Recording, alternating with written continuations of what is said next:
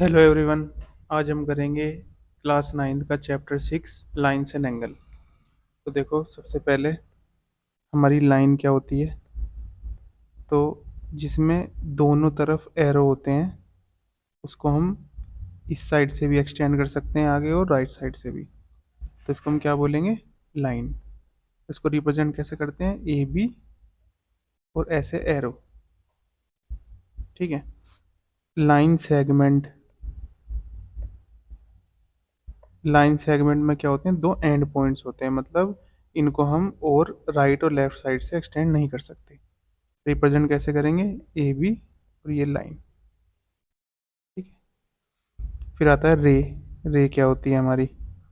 तो रे में एक तरफ तो एंड पॉइंट होता है और एक तरफ होता है एरो। ठीक है।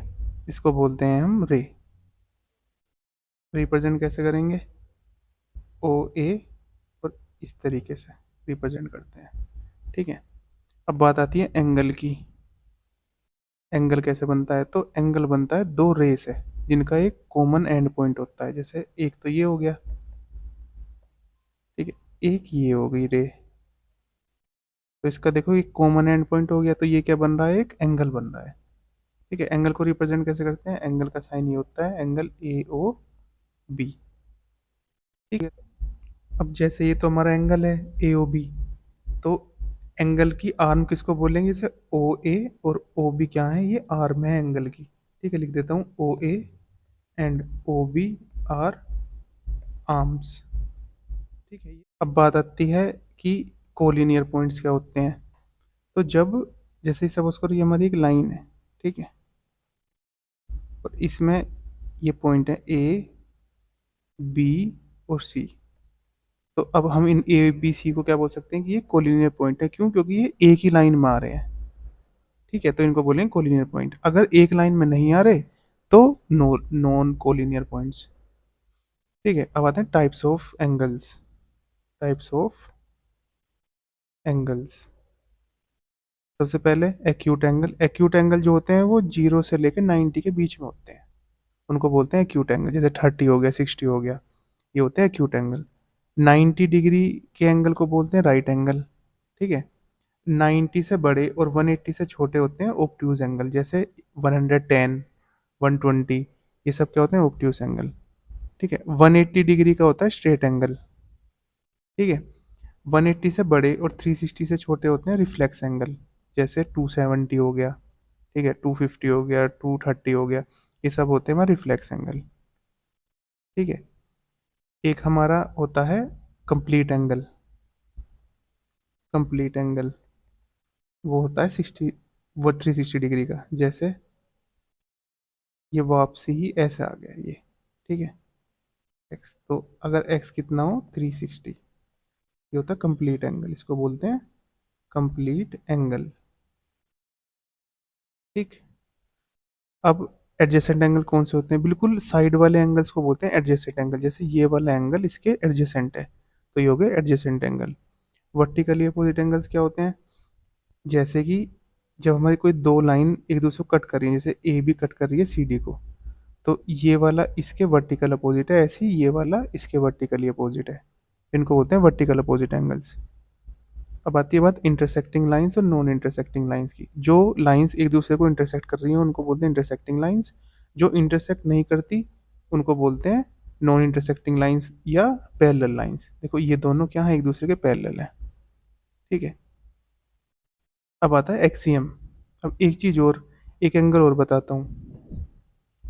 अगर जैसे ये है, ठीक, और ये ए बी ओ और सी, जैसे ये एंगल आपस में क्या होंगे? ये दोनों एंगल क्या है? लीनियर पेयर ऑफ एंगल, क्योंकि ये एक लाइन पर आ रहे हैं। इनको बोलते हैं लीनियर पेयर ऑफ एंगल्स।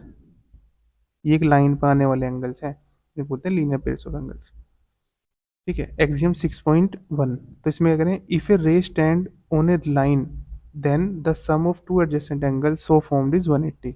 जैसे ये हमारी लाइन हो गई, ठीक, ए बी, और इस पे, इस लाइन पे एक रे स्टैंड कर रही है। ठीक है। तो ये जो दो एडजेसेंट एंगल है, ये और ये, इनका सम क्या होगा 180। ठीक है, इनका सम होगा 180। तो angle A O C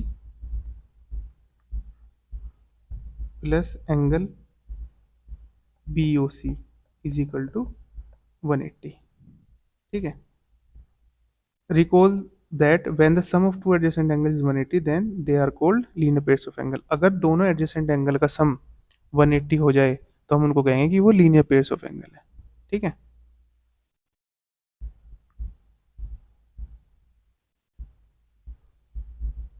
Axiom 6.2, if the sum of two adjacent angles is 180 then the known common arms of the angle form a line।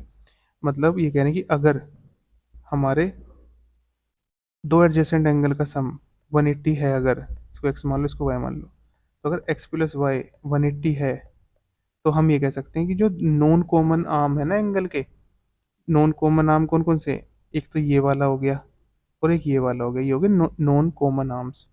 तो ये एक लाइन बनाएंगे, ये दोनों मिलकर क्या बनाएंगे, एक लाइन बनाएंगे। ठीक है, तो नॉन कॉमन आर्म कौन से हो गए, लिख देता हूँ नॉन कॉमन आर्म्स जो कि कॉमन नहीं है। तो ओ ए और ओ बी क्या हो गए, नॉन कॉमन आर्म हो गए, ये कॉमन नहीं है दोनों। ठीक है, तो ये क्या बनाएंगे दोनों मिलके, ये एक लाइन बना रहे हैं, ए बी क्या बन रही है, एक लाइन बन रही है हमारी। ठीक है, for obvious reasons the two axioms above together is called linear pair axiom. देखो जो ऊपर की दोनों एक्सियम हमने पढ़ी अभी, एक्सियम 6.1 और 6.2, ये दोनों मिलकर कौन सी एक्सियम बनती है, लीनियर पेयर एक्सियम। ठीक है, अब आती है theorem 6.1, if two lines intersect each other then the vertical opposite angles are equal. अगर दो लाइन एक दूसरे को कट करती होती हैं तो जो वर्टिकल अपोजिट एंगल्स होते हैं ना, वो एक दूसरे क्या होते हैं, बराबर होते हैं। जैसे ये वाला एंगल इसके बराबर और ये वाला इसके बराबर। ठीक है, लिख देते हैं ए बी सी डी, इसको मान लो ओ। तो angle A O D equal हो जाता है एंगल सी बी ओ सी के, बी ओ सी के, और angle A O C equal हो जाता है एंगल बी ओ डी के। ठीक है, अगर दो लाइन क्या कर रही हो, इंटरसेक्ट कर रही हो एक दूसरे को। वीडियो हेल्पफुल लगी है तो हमारी वीडियो को लाइक करें, कमेंट करें, अपने फ्रेंड्स के साथ शेयर करें और हमारे चैनल को सब्सक्राइब करें। Thank you.